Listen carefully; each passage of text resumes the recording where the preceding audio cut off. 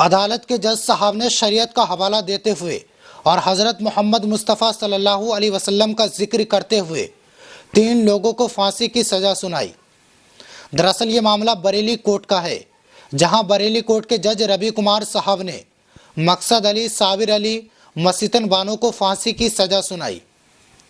अब आप सोचते होंगे इन तीनों को सजाए मौत क्यों दी गई, तो आपको बता दूं, दहेज ना मिलने पर इन तीनों ने एक लड़की का धारदार हथियार से गला काट दिया।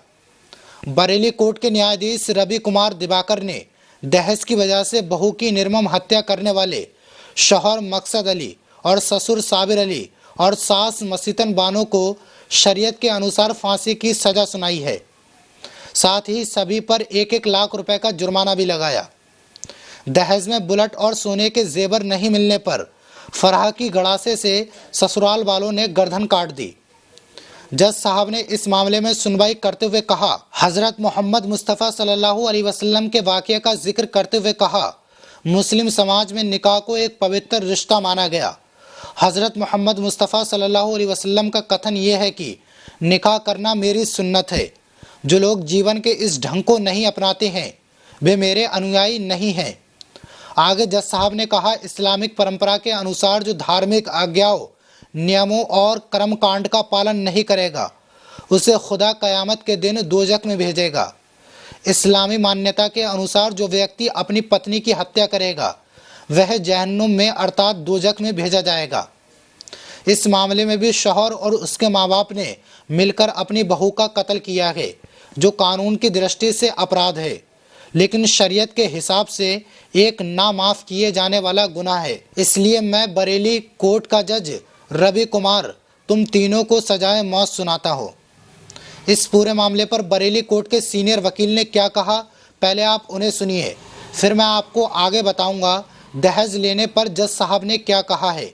ये लोग शादी के बाद से ही दहेज में एक बुलेट मोटरसाइकिल व सोने के जेवरातों की मांग करते थे, उसे प्रताड़ित करते थे, मारपीट करते थे। उसको इन्होंने गड़ासे से काटकर निर्मम हत्या कर दी थी। आज पति मकसद अली, ससुर साबिर अली और सास मसीतन और हमसीरन को मृत्युदंड की सजा माननीय न्यायालय द्वारा सुनाई गई है। तो दहेज की लालच में एक शौहर ने और उसके माता पिता ने एक मासूम बेटी का कत्ल कर दिया, क्योंकि शादी में बुलेट बाइक और जेवर नहीं मिले थे, इसलिए बहू का गला गड़ासे से काट दिया। और जज साहब ने बहुत अच्छा फैसला सुनाते हुए ससुराल वालों को फांसी की सज़ा सुनाई और बाकायदा जज साहब ने शरीयत का हवाला देते हुए इस सज़ा को मुकर्रर किया।